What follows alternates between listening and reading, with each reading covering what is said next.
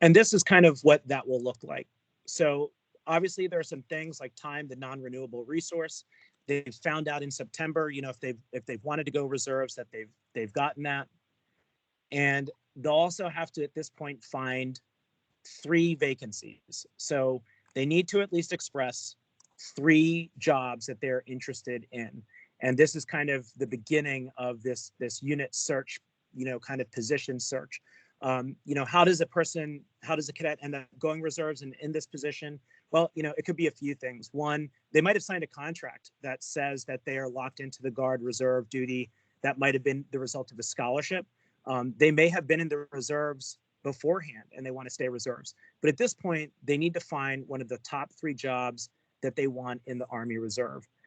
So how do I find those jobs? Well, like there'll be an Excel sheet, basically the Army Reserve vacancies, and there'll be instructions that get sent out, and they'll be told how to select those positions and how to submit it.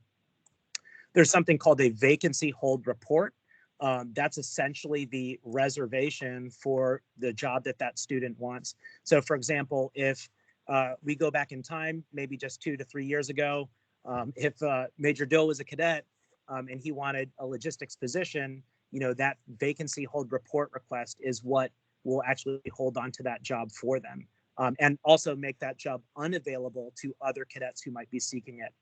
Clearly, timing is very important here, because if a cadet waits, and we'll show you how that looks later, the longer they wait, the less of those positions may be open. So typically, once you've sent that vacancy hold report, you'll get back feedback from the Army Reserve. It could be anywhere from 3 days to 3 weeks. The first response will indicate that the unit vacancy is actually updated, and a few days later you should get an email saying that the VHR is confirmed, and that's again the cadets' proof that that job is actually for them. They've held it, and it's not for anyone else. This also allows the cadet to request their basic officer leader course or BOLC date from USAR based on their plans after graduation.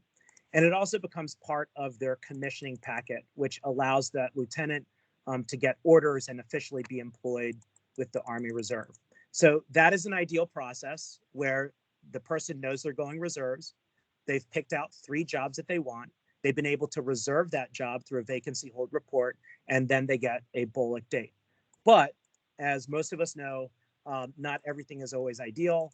No great plan survives first contact. And so we'll also look at what happens when a student is less proactive.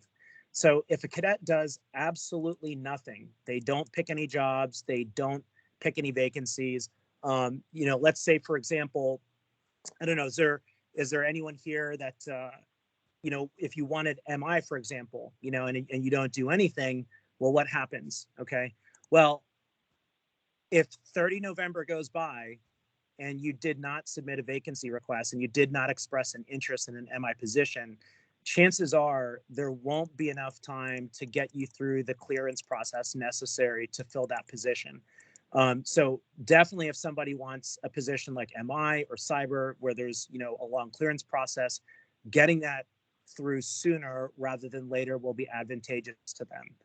The next thing that can happen is 1 March is a deadline for a lot of parties that are part of this process. And so the Army Reserve does not have to approve requests for slots and branches that are not short or under strength. So, what that means is you have a better chance of getting the job that you want if you start earlier in the process. You blow through November, then MI may be less of an opportunity for you. You blow through the March deadline, then, at that point, the Army Reserve may choose to kind of fill what they need versus what you want. So being proactive is certainly very important. I will say that, maybe the likelihood of people being forced into a branch they don't prefer just because the deadline has passed is not exceptionally high, but that is a risk, and it can be an incentive to get cadets to kind of be a little bit more active in the process. Okay, and so, in the worst case scenario, if someone makes no decisions, if someone makes no input, if they're very late to the process, in some cases, some cadets have actually already commissioned and they have not found a position, well, then, you're going to be assigned, as we all know, needs of the Army. that assignment will probably deal with a location that's close to your home of record. So this is the non-ideal place that we want to be. So what we really want is for people to kind of be active and involved in the process, for reservists on campus to help prompt the students, engage them in conversations, so that they don't miss deadlines and they have the most and the best opportunities available to them. Okay. The other thing that you can do is just help connect that cadet with the prospective commander. So, if you, for example, maybe you were in a unit nearby and that's the unit the cadet wants to go to, someone in that unit, connecting that cadet with that commander can be very helpful to getting that process moving. The other thing is, if there is no vacancy available in that unit for that position, you can try to help advocate for that cadet by facilitating the commander to do a letter of acceptance to try and get that cadet into that unit or that position.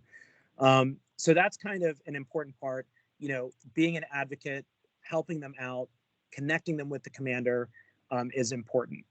And then when you look at those cadets who are GRFD, again, those are folks who are guaranteed reserve forces duty. So they may have signed a contract, a scholarship, they may have been reserved beforehand. They have a part in this as well. If a student decided long beforehand, long before their senior year, that they want to go into the reserves and that's locked in, they can actually request a VHR and a tentative BOLC 12 months before commissioning. So, if they already know that they're going into the reserves, it can be very helpful for them to start getting that job for themselves, to start getting some predictability about when they'll go to BOLC, and that can happen for them before commissioning.